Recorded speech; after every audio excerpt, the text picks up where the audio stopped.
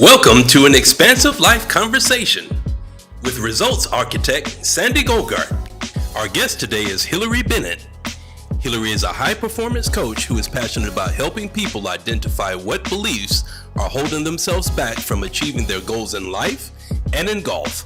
Your journey to realignment from fear to freedom starts now. Live an expansive life. All right, thank you and welcome. You know, when we talk about, and the conversations that we have on this show are all about living a more expansive life. And for me, golf has played such an amazing role, in my life. It's something I'm extremely passionate about, and a place, albeit I don't do it very often, you can find yourself in flow. And hopefully with the help of somebody like Hilary, I'll be able to find that kind of flow more often, because that's why we play the game. So I'm extremely excited to welcome Hilary Bennett to the show this morning. Hilary is a transformative golf coach. One of the more interesting conversations I've ever had about the sport happened when I started talking with Hilary. I'm going to let her get into that here in just a minute, but before we dive into this really fun conversation about how golf can really mirror our lives, let's go ahead and start with just a few box breaths. I know we all have stuff going on. The world kind of races by. We'll take 3 box breaths to make sure that we've fully arrived, and then we'll jump right in. So I'll go ahead and lead it. We're going to start with 4 count of in through your nose. We'll hold for 4 seconds and then exhale for 8. We're just going to do that 3 times. We'll all then be fully present, and we'll jump right in. So let me go ahead and get started. And I'll lead the count. Just start with 4 counts in through the nose for 2, 3, 4, and then hold for 2, 3, 4, and then go ahead and exhale for 2, 3, 4, 5, 6, 7, 8, and then back through the nose. 2, 3, 4, hold. 2, 3, 4, and exhale for 2, 3, 4, 5, 6, 7, 8. Last one in. 2, 3, 4, and hold. 2, 3, 4, and then a big exhale out, all of your stress, all of your worries. 2, 3, 4, 5, 6, 7, 8. And we have now arrived. I want to welcome everybody from all channels across LinkedIn, Instagram, YouTube, and of course, on stage with us. We've got a few people joining who hopefully can interact with us. But as I mentioned before, today's conversation is all about golf and life, and how being present can really help us deal with both. So it's my pleasure, my honor to welcome our guest today, Hilary Bennett. I mentioned before, she's a transformative golf coach. So Hilary, everyone I've ever talked to about golf, and especially around wanting to improve, wants to look at your grip. They want to look at your swing plane, maybe look at your balance, your feet, your alignment. When I talk to you, it's kind of off the cuff. We didn't talk about any of that, but I found it to be one of the more profound conversations I've ever had with anybody about golf. Can you explain to the people who might not be familiar with your work a little bit about your approach and how you look at golf and life? Of course. Hi, everyone. Good morning and good afternoon on the East Coast. My approach to golf is very much about your subconscious mind and your beliefs that run the foundation of your undercurrent. So we can only play golf as well as our best limiting belief. We can only play golf as best as we can to the fear state that we're in whatever scenario we're in. So we have to address these things in life, of course, but it's very interesting that we can see it in golfers when they're on the course.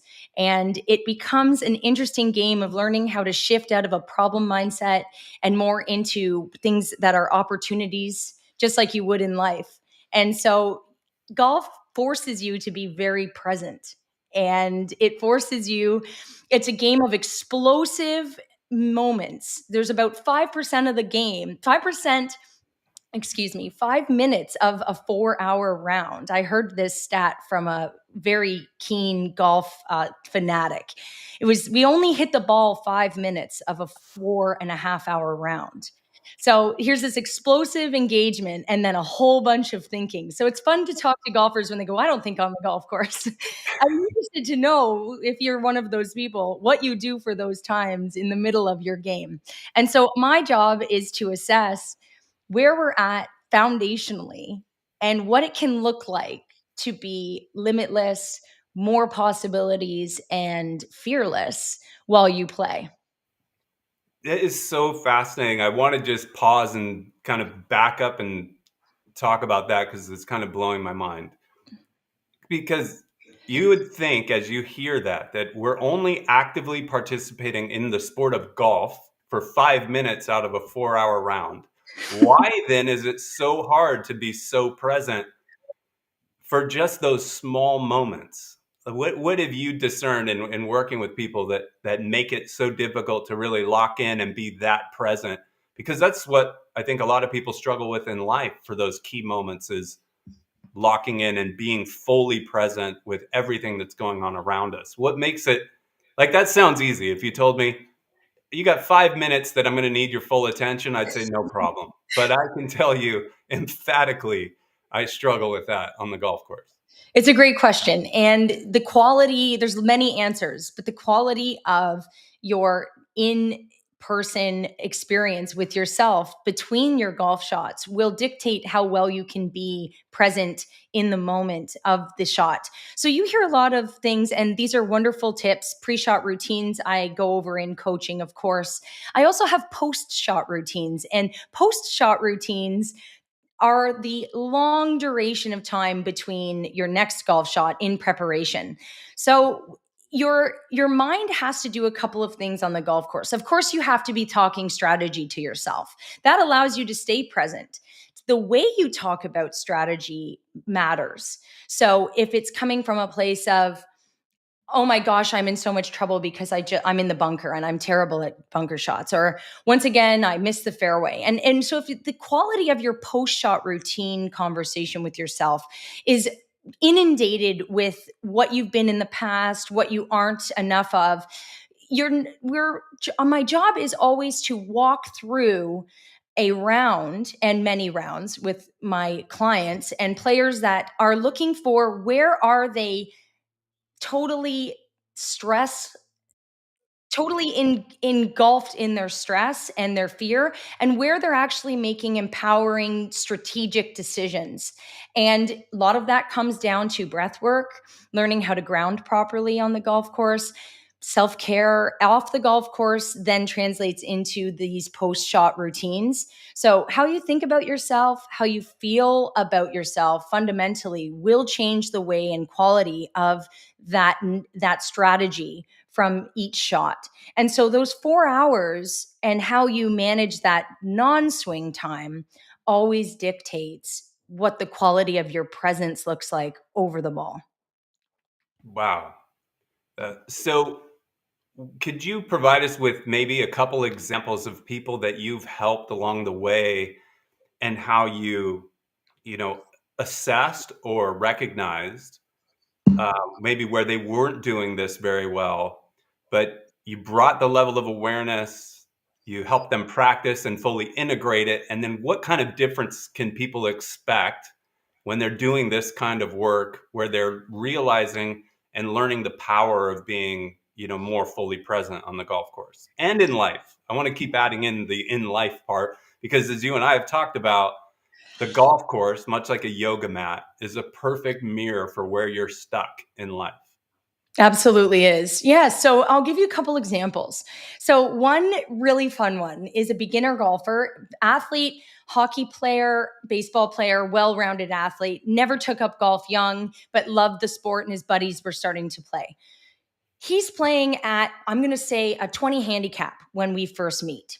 And I would say that's acceptable for someone who is a casual golfer who's really not really picked up a club. So we'll call him an intermediate beginner in this way. He had a plethora of limitations on his ability because he was deducing, because I haven't played this game, I will be bad at X. So we would dissect this in certain things. So for example, I said, walk me through what you do on a par three. So let's say it's 150 yards, a par three. Walk me through what you do before you pick your club and before you actually approach to take your swing. And we would walk through what he would tell me. A lot of times you hear with beginners where the trouble is. So you hear there's water there. Well, our unconscious mind only hears water. We don't hear the reframe for that is we're going to land softly on the right side of the green and watch this go towards the hole. Our body doesn't do that. It's telling us where danger is. So we have to appreciate and thank that part of us that goes, thank you for telling us where all the trouble is. And a second piece to this is I had to remind this beginner that you don't have to repeat what your brain already tells you is the danger. It already does that. So you can take that skill and let it be. So there's the first observation is allow that lovely danger voice to come forward and tell you those things. Thank it for what it has, reframe it as to what we're going to do differently. Now, what ended up happening is I started with his par three tee shots just to get him into a groove of seeing that I'm capable of reframing what my brain automatically tells me is fear. The second thing we did in this scenario is what happens if and when you can visualize what your shot actually does. And he gave me a bunch of scenarios that he has seen before. So we've all done this. We're living in the past and we have never seen a future outcome that is something that we can believe. Whereas I teach that believing is seeing. You don't need seeing to be believing. And so Right. we started to play with this idea. And the goal for me when I'm working with this, and you guys can try it at home, is try to think of, Sandy, we talked about this for a moment too. Try to think about what's your most perfect outcome. And watch how many things surface that tell you those things can or cannot happen, and weigh how negative or positive you are, how empowering or disempowering, how problem oriented or opportunity oriented you are. And that will start to tell you and get a pulse just from that one tee shot where you need work in this non-physical realm and what we're talking about. So he gives me the ability, he gives me all his problems, where the outcome would be. I said, let's try on the visualization that you get a hole in one. And this is just because this is in all of our golfers' realm, this can seem very impossible, like a thing that doesn't normally happen. So we go to the extreme and we watch these things surface. We deal with some of them. I say, okay, so you miss the green as a shot. Let's say you don't get the hole in one. You miss the shot. When you miss the green, sorry. When you miss the green, do you use words like, oh, I'm just going to get this close? Or, oh, I have to have this certain placement of my club. I don't know what club to use here. I hate this wedge. I don't know what. So you notice then now walking through this decision-making shot, all the next bubbles and micro stressors this beginner golfer has.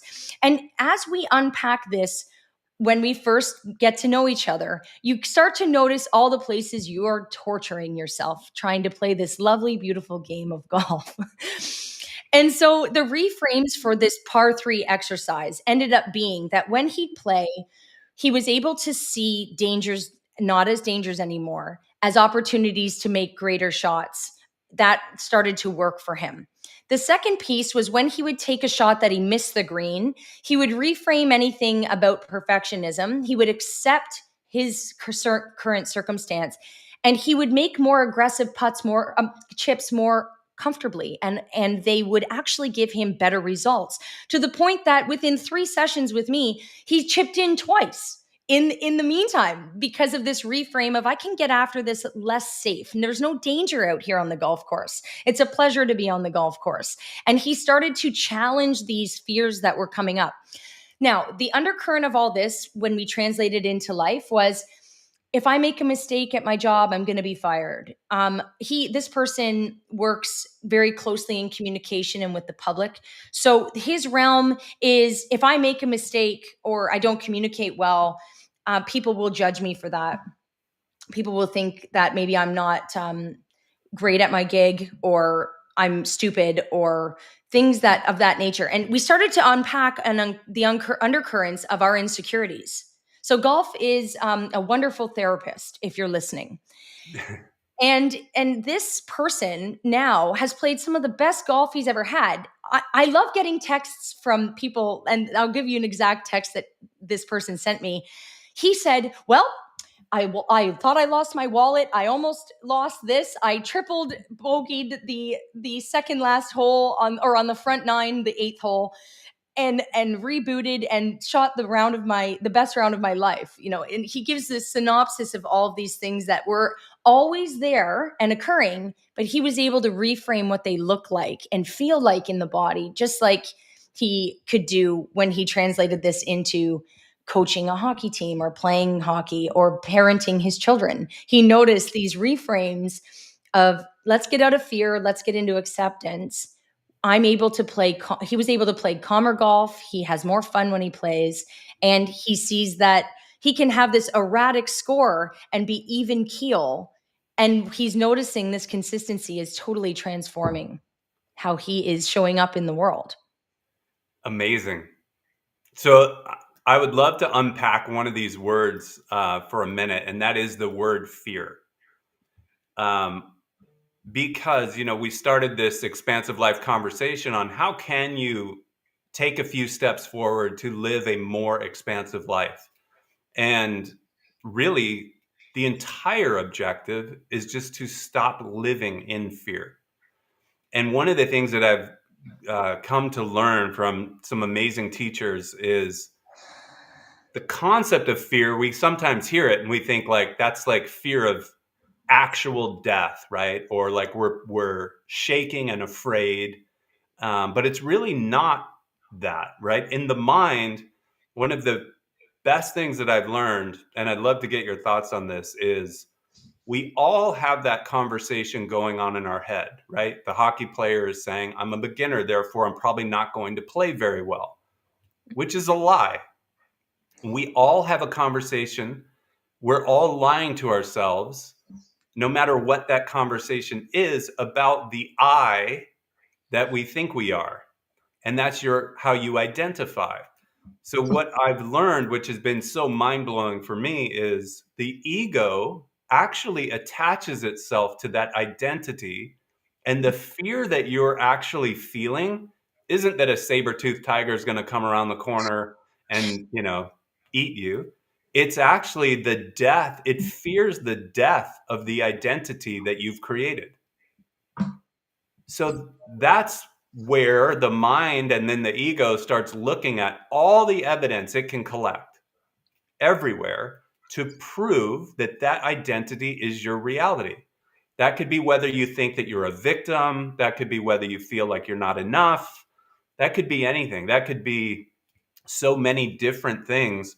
But the fear, because the way our mind is created is to keep us alive, it also works with these identities. So then we create a strategy to find evidence, which is why life and so many things can feel exhausting, because you're living out the strategy to keep that identity alive. So tell me a little more about how that lands with you and the idea of fear when you're on the golf course. Yeah. So I love that take, and when your body, I always relate it to your brain. You're the master of your brain. And we're not totally taught this. And it wasn't until you realize, hey, wait a second, I'm about to try on curiosity instead of transforming fear into curiosity. And then what ends up happening, what you're describing, Sandy, is wait a second. Master, you've told me to protect you from all those things out there. Wait a second. Hold on. Remember this one? Remember this one? Remember this one? Remember how you felt after that one? You told me to keep you away from this. So we're programming. I'm so grateful you bring this up, because this is exactly what the brain does well. And I love this part of our brain so much. And I want everybody else to love this part. It wants to protect you in that moment. It thinks it's doing its job. And it's our opportunity to transform that fear into a more curious state where it says, oh, what if I did this way differently now? Thank you so much for showing me those fears and attracting those victim state memories out of my memory bank vault and bring them forward to me. I want to try this on a little differently. Would you walk with me, brain? And it's rhetorical because you're in charge. So so it goes, okay, we'll walk with you. And it's a bit of a funny brain game that you play with yourself, because there's emotions attached to it. There's the memories become so palpable. So what I notice is fear can become a negotiation with your state. It can become a negotiation. It can become a moment to say, I appreciate all the times you've protected me. I'm not afraid of this anymore. Let's go and try a new version of this on. And if so facto that is not a great path, I appreciate that you're here to protect me. But let's move anyway. And let's move together. The more coherent we are together, brain and heart, we will be able to explore this more efficiently.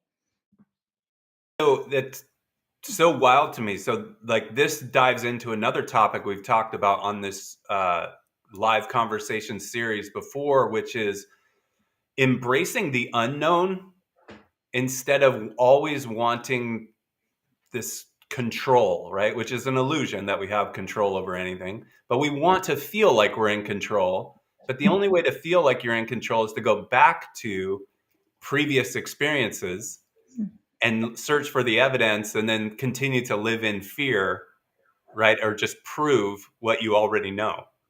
But if you can embrace the unknown, that maybe today's the day I get my first hole in one. Maybe today's the day I stand up on the hardest hole with great tempo and, stripe it down the middle. But so often we're on the tee thinking about, oh, this is my least favorite hole. And what do? We hit our worst shot again. So I want to tie this back into maybe a little bit of a theory that's kind of far out there, because I think when people start hearing some of these words, it's easy to start thinking about like witchcraft and woo-woo and even magic, right? So Terence McKenna says, the secret of magic are the words you use create the world you live in.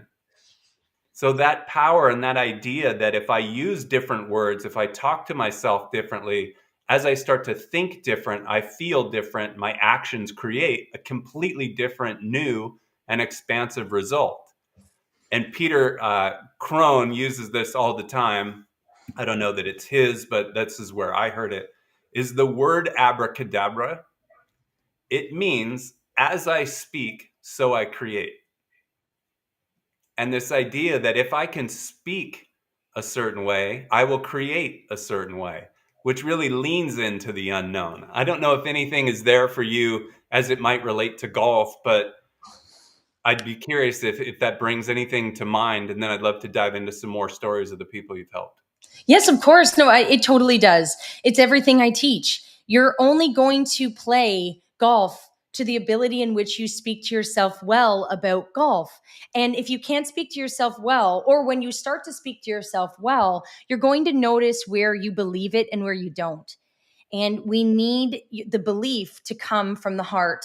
We need the belief to come. And I say heart, meaning the energy center of the heart. It has 60 times the electrical output of the brain and 5,000 times the amount of magnetic output of the brain. So we need to get this machine, and it talks more to the brain than the brain talks to it. You need to be able to release fear from your heart in these moments, and those words will have more power as that occurs. And if you can play golf more centered, literally in your heart center, it might sound corny, but the calmer and more centered, the more present you are in that, the greater chances of you staying at ease and relinquishing the control. the control that you don't even have to begin with when it comes to certain things. What Right. you can control is your brain. And so if you can't always outthink or outsay in the brain these fears, you have to get into the body, and you have to do it from what I've just told you, from the heart, has more transparency to communicate back up and say, no, we're going to override. We're going to override whatever you can't unpattern. So abracadabra is such a great example to me of really getting behind the words. So start using words that you want, because the definition of insanity is doing something over and over again and expecting a different result. We want to use new words, and we want to see how they feel. And you can't do that unless you play golf with these new words, with these new things. And then you'll start to see, okay, where am I missing that feeling? So that probably means there's a limitation there. So there's a lack of belief. And so bringing it in to one another and finding where those are, this is every piece of your day-to-day life, let alone what happens on the course. I find the best state to be in, and the amount of parents that I love when I've taught their kids that have said awesome to this, and then the ones that are like, what? I just told them to be more serious. The free-flowing childish state, that foolishness, is the best state to do all of this work in. You're allowed to have more fun when you play golf. You're allowed to laugh at your mistakes. You likely don't do that if you're really uptight about what's happening and very fragile. And if you're fragile, I love you, and we'll work on the fragility. I've been there. The well-placed ego is an amazing ally. The worst placed ego is not. And it's self-sabotaging, and it can become a torture chamber out there. So Yeah. abracadabra speaks volumes of that nature of, let's start to try on the new words and the new possibilities that we want to see that we've never even imagined. And let's try them on and see how aligned we can get to those. Yeah. Yeah. This reminds me, one of the examples you were sharing with me when we were on the phone together was one of the golfers you work with has some incredible number of hole-in-ones. And it's kind of as she speaks, so she creates. Can you expand on that? Do you remember the gal I'm talking about? She had like Yes.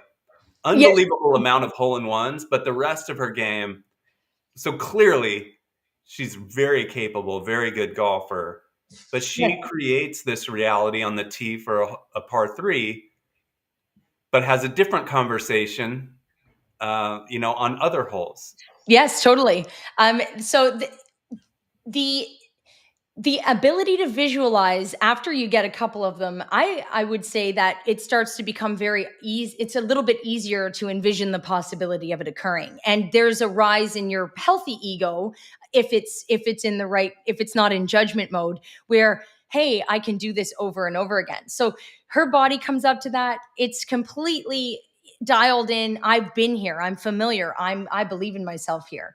And so it's kind of a catch-22, because you can be compounding this really great belief and confidence, and not when you're not dispersing it amongst your entire game and only in the reality of these one typical type of shot, you can see where it then all of a sudden becomes a detriment, because Sure. now you're compounding where you're not addressing your fear. That fear doubles down, and the confidence of this shot happening continues to soar.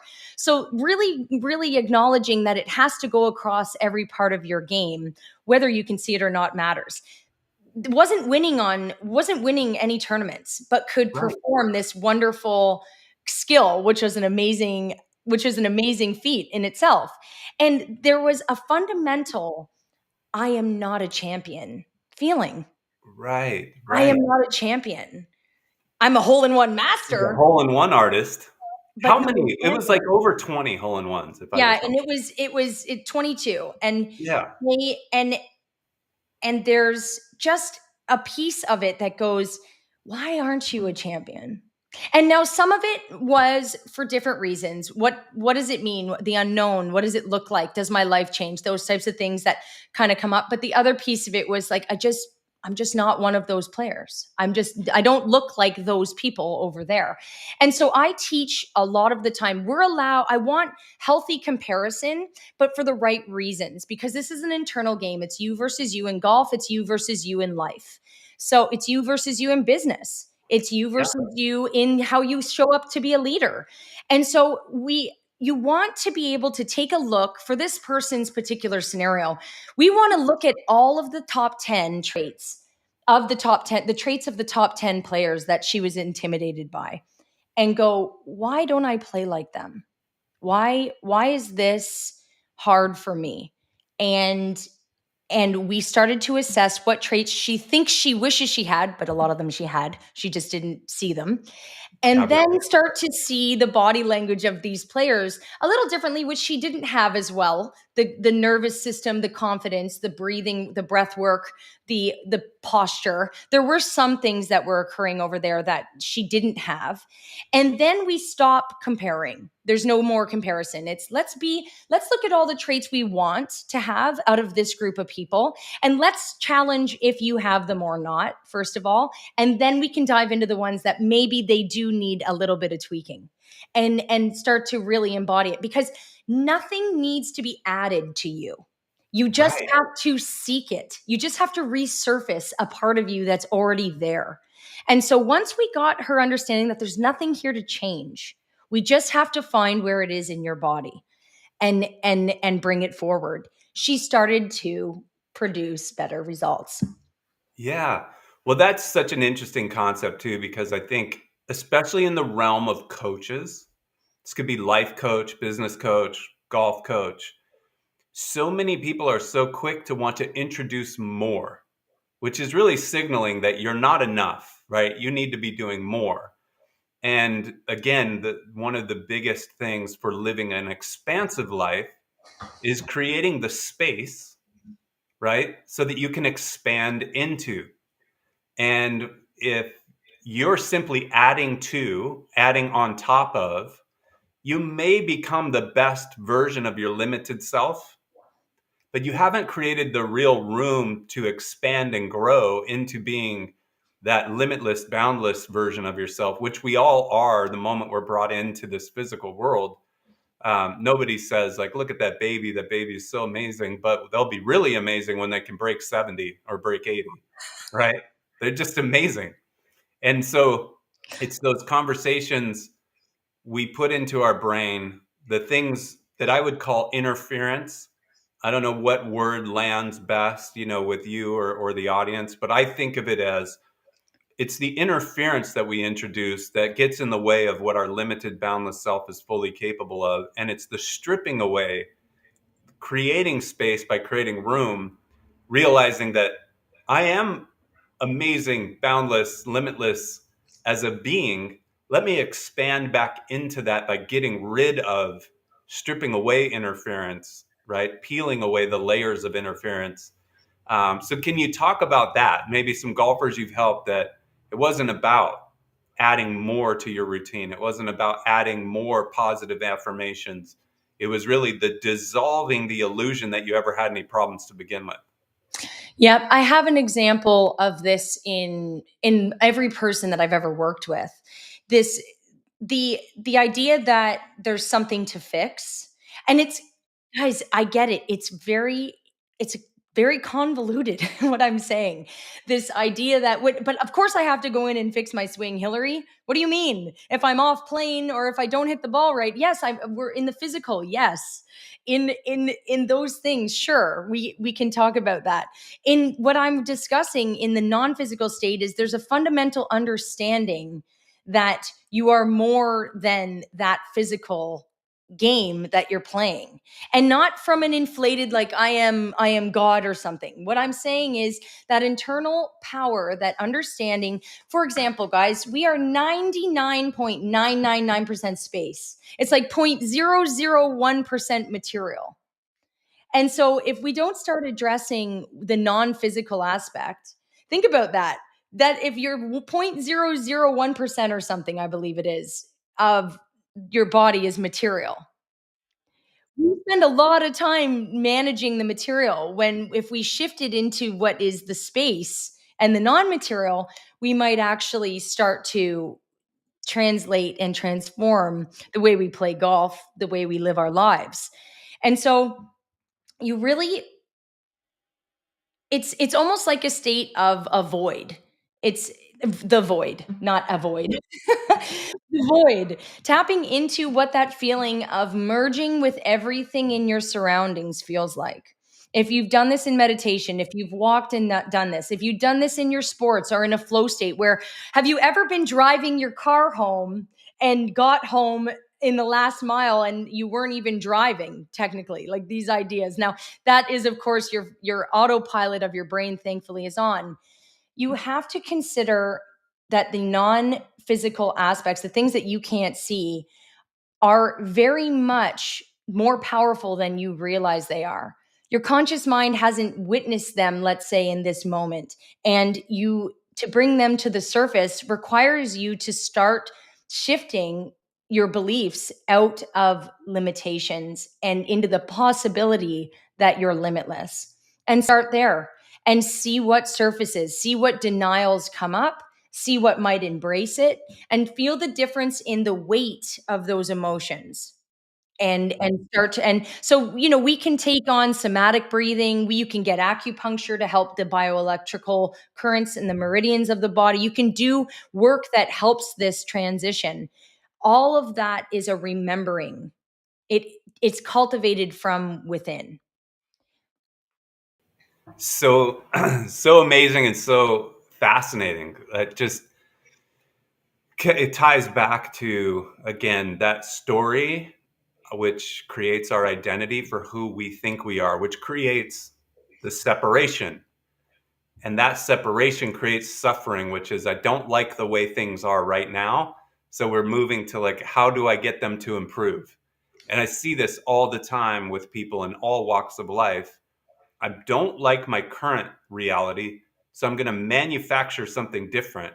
And you create this friction between reality and what you want. And that's the suffering. And it's very hard to get people to really realize that the only way to change your current situation, the now, which is all that we have, is to acknowledge it, become grounded, and realize that this is the way that it is. It couldn't be any different because it's not.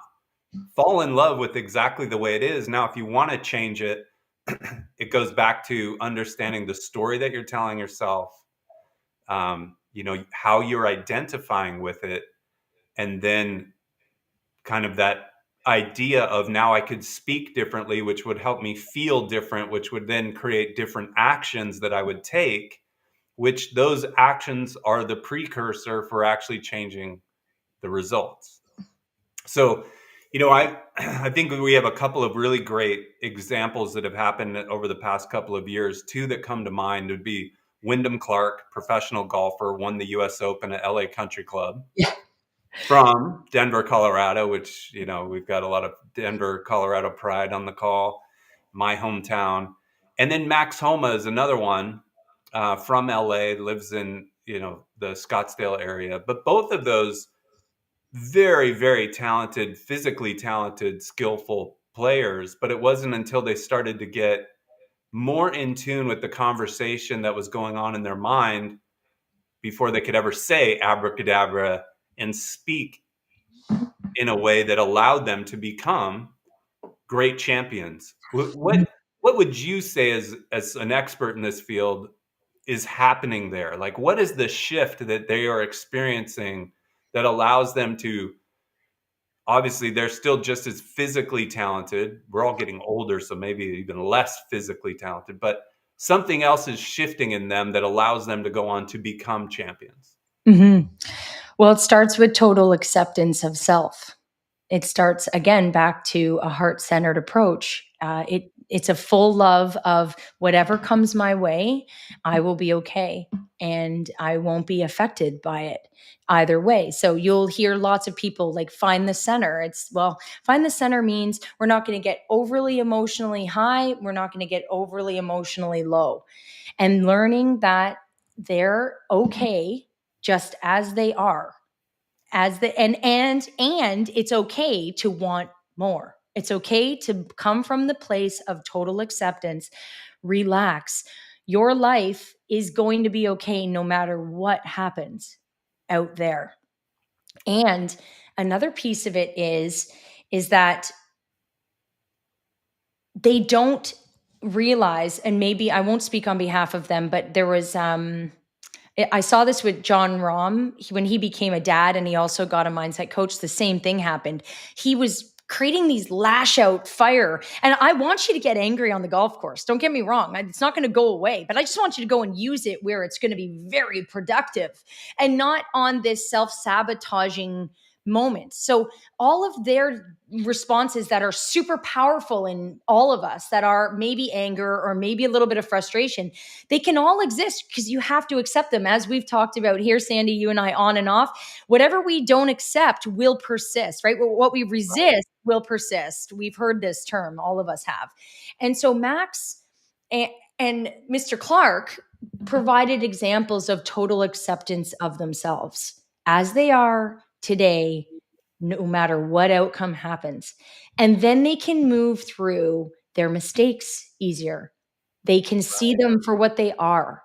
I am foundationally okay, and now I can look at this instance that we have here. I am foundationally okay, and I can take a look at this better now. And all it's doing is it's creating more parasympathetic states in the duration of their game than being in fight or flight. Fight or flight causes so much cortisol release. You want even hormones. So we can talk about it from a physiological system, from a nervous system point of view, from an endocrine point of view. This is a parasympathetic state shift that they're trying to create. And it starts with more acceptance, more love, more being okay with where you're at, and then moving to, okay, now what are the new goals? From that state that is a little bit way calmer, actually. It's not a little bit calmer. So probably their heart rate variability would have shifted when they've made that shift in the mind. All the things that they would have been trying to do in all their fitness needed to come from this space that they weren't tapping into just yet. Right. So two things come up for me with this, and I hope we can somehow, relate this back to everybody tuning in so they can really grab something just for normal life. But it's the acceptance and understanding that we're human. Like, of course, like not everything's going to go our way. We're not always going to perform. We all do dumb stuff. And that's the human side. Where it becomes the dark or shadow side of us is when we start judging ourselves. So that full acceptance, if I'm hearing you correctly, is like a Wyndham Clark or a Max Homa saying, I realize like I'm not going to hit every shot perfect. And I'm not going to judge myself for not hitting it perfect because I'm not perfect. I'm human. But only when I get comfortable with that can I then start to build on it to become, quote unquote, like better, more consistent at how I show up and change the way I feel about myself, my actions, and then ultimately the results. But another one that comes to mind is the work that Aaron Judge did, which just clicked because his last name is Judge. And before his MVP season, he was striking out, and the gentleman that worked with him was understanding and fleshing out. He had this fear of striking out. Mm-hmm. And the more that fear built, the more what he was resisting persisted. And it wasn't until this coach who said, look, I'm wildly overpaid to just remind people like Aaron Judge that they're human. And the moment they embrace it, they start performing. And that's that power of being fully present, like the title of the show today, and letting that mirror so that you can say, I can embrace the fact that I'm human. I can relate better to myself because I've embraced that I'm human. I'm not trying to be perfect.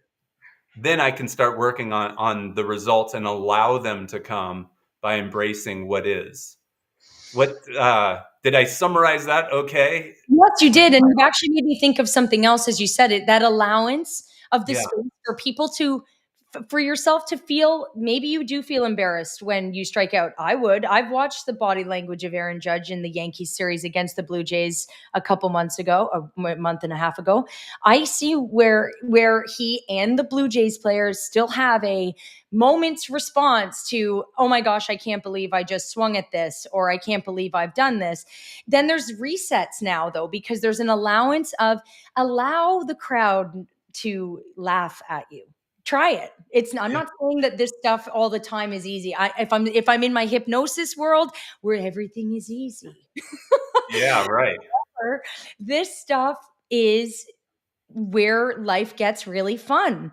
You have to allow that every negative response to your outcome, every positive response to your outcome are okay. They are what they are. Now, I think you need to set boundaries, in certain, you can't get like someone hits you with an egg in the face or something. We're not going into the extremes, but we're talking about the feeling they're having in that moment, like the little kid that they might be, and they're in front of 40,000 people. And they strike out on a pitch they know they should never swing on. And they expect people come to watch him smash balls out of the ballpark.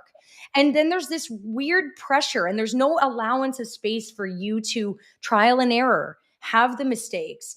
And so if you can totally sit in I'm going to use an example of a player that I coached where it was actually a parent's response to her performing a certain way.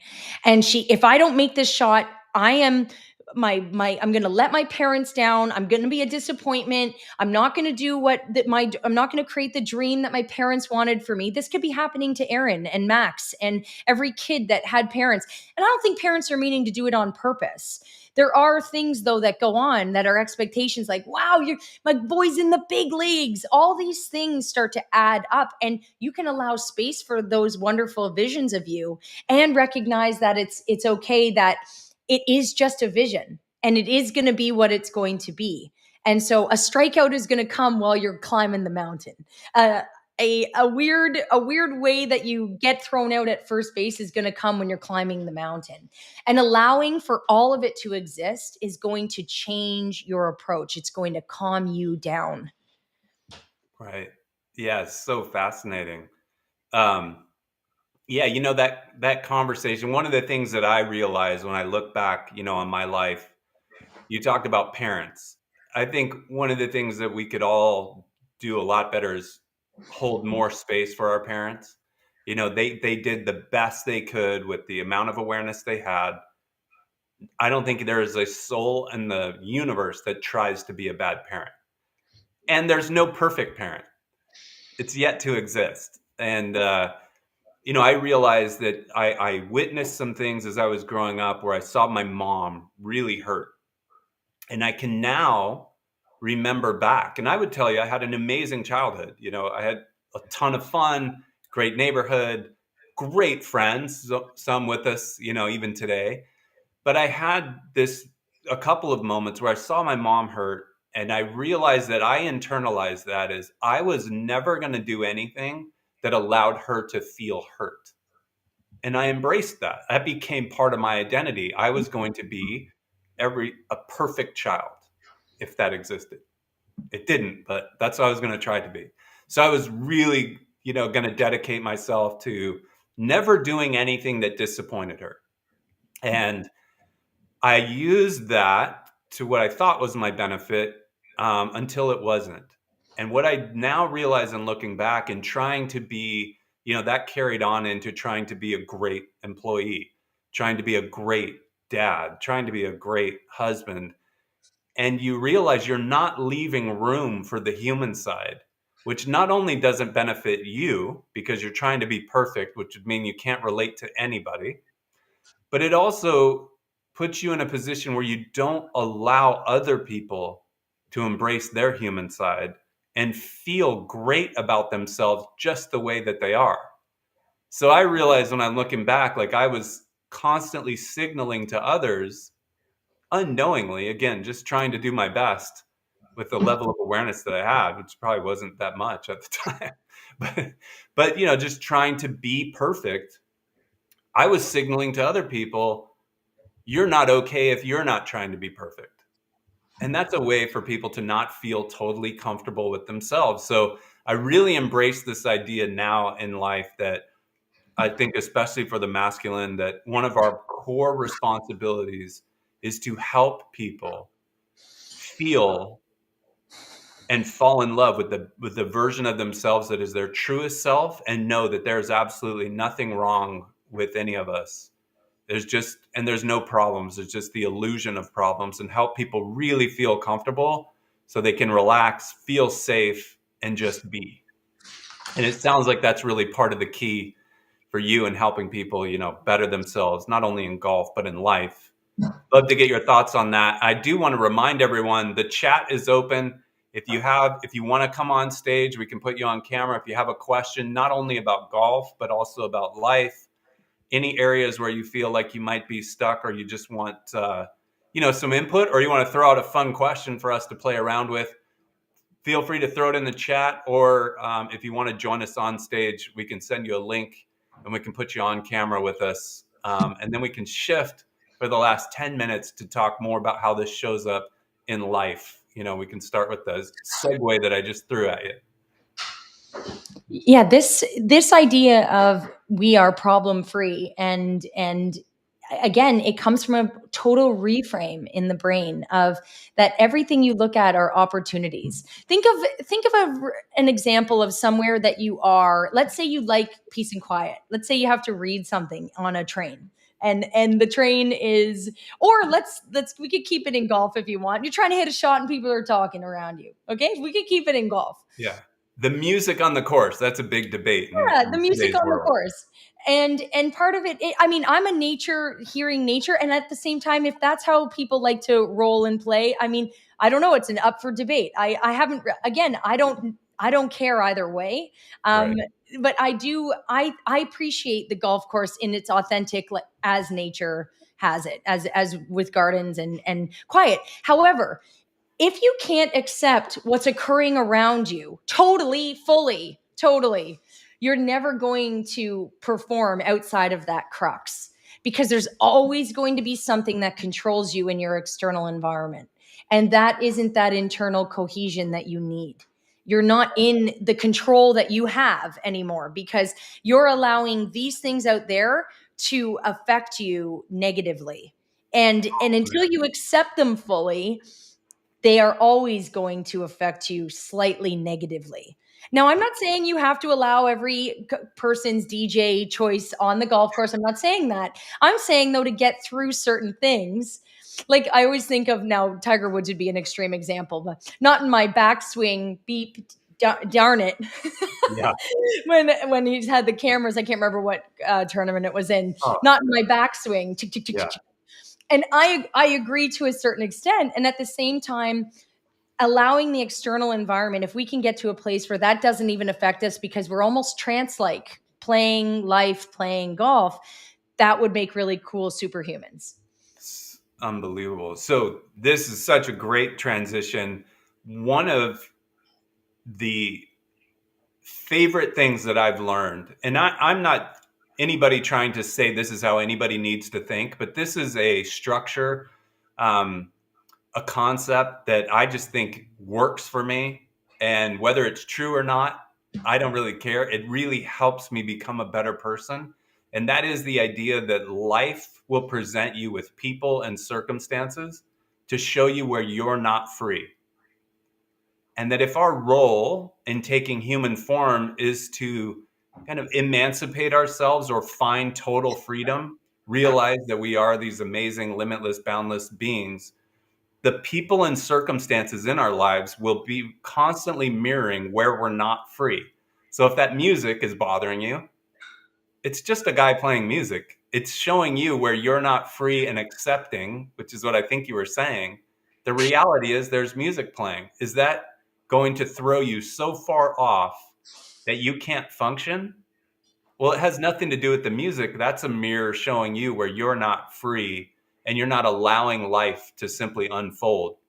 And every single thing that has been an amazing part of my life has never been by my design. It's been me allowing it to happen and seeing it and embracing it as something just happening. And like, I'm blown away by it. The things that I've tried to chase and make happen have never been as good as the beautiful surprises that have emerged, through life. So what are your thoughts about the idea that if we could all embrace that we're living life realizing that the people and the circumstances are nothing more than a mirror showing us where we're not free, and it doesn't even matter who's doing it, what they're doing, or why we think they're doing it. It's just a way for us to realize we're not completely free. How does that land for you, both in life and on the golf course? Well, I can give examples in so many places. How, we could look at reactions versus responses. I didn't hit that shot because of that. So right away, well, now we're back into blame. Blame is way down in the body of Yeah, energy. blame and We're way shame. we're way down in the chakras down there when that's happening. And so again, external, it's and instead of total acceptance that, oh, whoopsie, it's okay to be grateful there.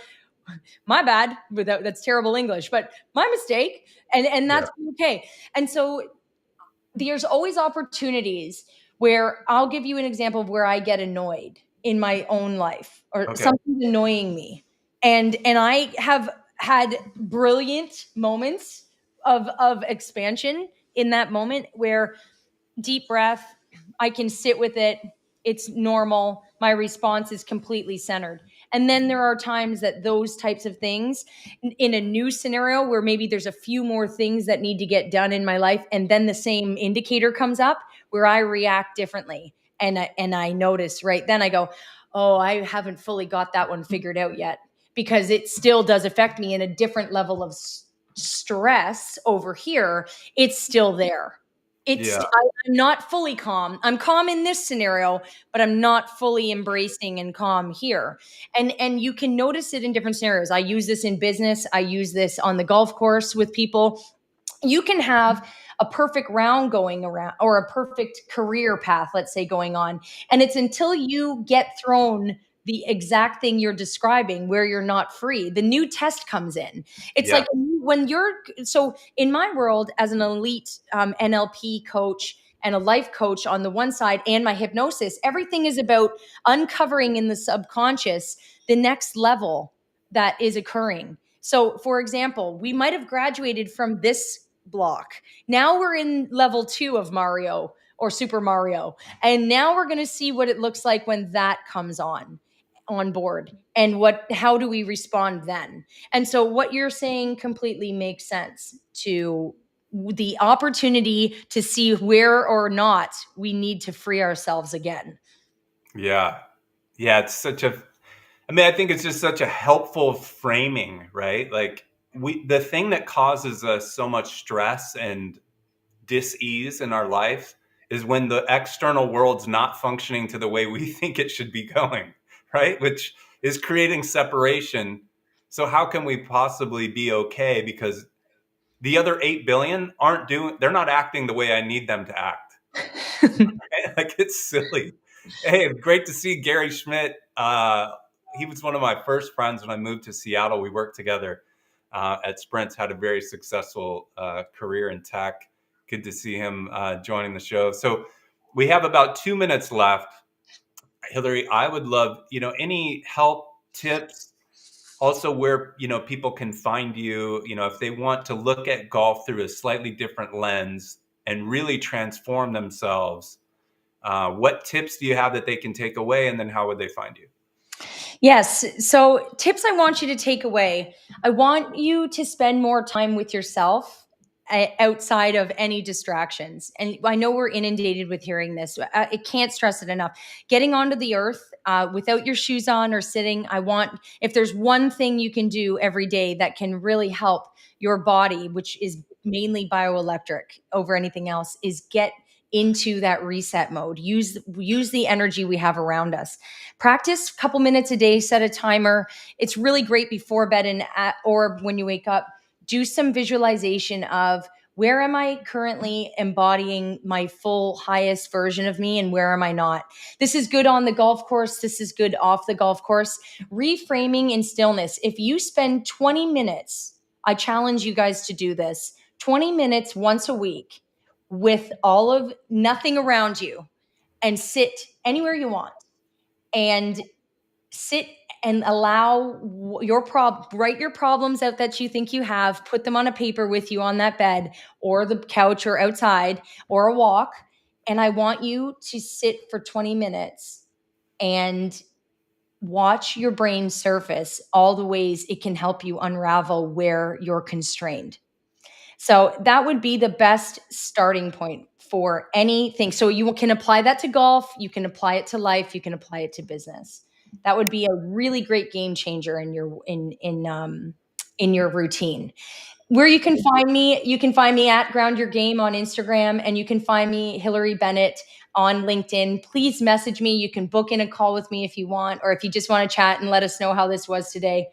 By all means, those are the two best places you can find me. Amazing. Well, thank you so much. And for anybody else tuning in, thank you so much for your time. I know how valuable that is. We appreciate sincerely that you would trust us with an hour of your time to enjoy one of these conversations. I love these kind of breaks, and I love anything that allows us to kind of step back, create a more healthy relationship with time, and really see what's there for us in life so that we can get the most out of it and expand into a more expansive life. I'm always available at sandegolgart.com. I welcome, anyone that wants to chat, talk. I can always book a 30-minute free conversation, so you can do that through the website. But with that, I want to say thank you, Hilary, for your time, all the wonderful insights. It's a pleasure, as always, speaking with you. You always have a great way of opening my mind to bigger and better ways of thinking about things like the golf swing. So Hey, thank you so much. No, All I right. appreciate it. Thanks, guys. This is fun. Yeah, super fun. Well, we look forward to welcoming you back. And then I want to say we have 2 new episodes coming up. Not this coming Thursday, but the following Thursday. I have a lady coming on the show that is a somatic healer, lives in Brazil, Marta. It's going to be an unbelievable show that's going to talk about somatic healing, how the mind and the body are connected, and how you can find ways of listening to your body to fix any ailments that you have. She has some unbelievable examples. Will be joining us live from Brazil. And then on September 2nd, another one of my college roommates, Shay Davis, we're going to get on and talk about art, creativity, the importance of expressing yourself, and then also tie that in with one of my favorite topics, which is Albert Einstein. He did a commission painting for me, which I'll replace the Picasso behind me with the Einstein painting that he did for me. And we'll talk about how the theory of relativity really enhances our ability to relate to life, to circumstances, to people. And I think you'll find that to be one of the most expansive episodes that we have. So with that, thank you, everybody. Have an amazing week, and we'll talk to you soon. Thanks for watching an Expansive Life Conversation. Don't forget to like, comment, and subscribe. See you next week.